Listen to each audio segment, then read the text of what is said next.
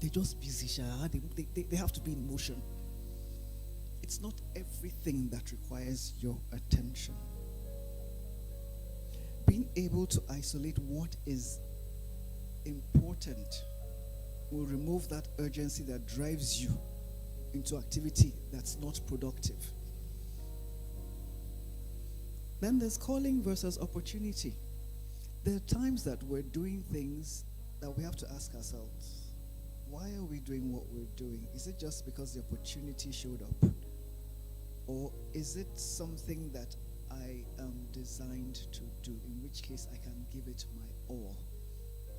Because sometimes you find yourself doing, you're in the right place, not necessarily at the right time, and so there's something there, and I should do this, and then you're burning energy doing something that you have no business doing. Whereas if it's a calling, and that's where you're supposed to be, you will not be a round plug in a square hole or a square plug in a round hole. You'll be more productive. So in summary, for that, many problems exist, or should I say persist, because people refuse to separate things that have no business coexisting. Next is structure. We saw where God was doing the arranging things in place. Sky, you go here. Sea, you go here. Land, you go there. That's because he was building an ecosystem of some sort. Right? Where there's structure, chaos melts away. And what does this translate to in life? Where there's discipline, some things don't show up anymore. Where there are boundaries, some things cannot show up. Where rules are defined, there is no confusion because everybody knows what he or she is supposed to be doing. This one especially happens in organizations, in businesses. Everybody is working. Whose job is it to do this? It's nobody's job. Whose job is it to collect the salary? It's my job. That happens a lot because there are no well-defined rules. So there's a lot of confusion. You can't hold anybody responsible because nobody's job. It was nobody's job to do that thing.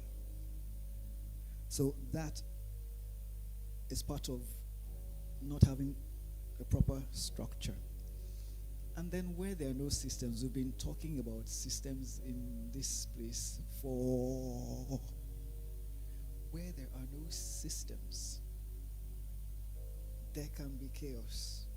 In fact, it's not there can be chaos, there's chaos. Because everything is just going haphazardly. But where there are systems, interestingly enough, where there are systems, it makes things easier. Because the hows are already put in place. How this is to done. When this happens, this is what happens. When this happens, this is what happens. So everybody knows what to do. There's no chaos. Situations can't catch you unawares because there's already an operating system on ground that drives that. And as a result, where there's no structure, guess what? Resources, talent gets wasted. Because you have people working at a level that's less than what they are capable. Just because there's no proper structure. And so you plug somebody, you come and do this. No, this person has the capacity to do even something that's even much more. But because he's deployed in the wrong place, that is wasted. Resources get wasted as well. And when all these things begin to happen, they compound. And at the end of the day, what happens? Vision collapses. So it's important that in whatever we do, as we're looking at our situation, we're also looking for where the structure is or is not. Deliberately, And he did it in such a way that all these things are interrelated and interdependent. Everything is useful to the next, to the next, to the next. And that way, there is harmony. Life thrives when the environment is right. We've talked about that a number of times. When there's an enabling environment, things happen. When children grow up in an enabling environment, you see it in the years ahead. Wherever wherever they find themselves, they are able to thrive because they grow up in an environment that taught them how to, showed them systems, showed them structure. Systems come in different arena.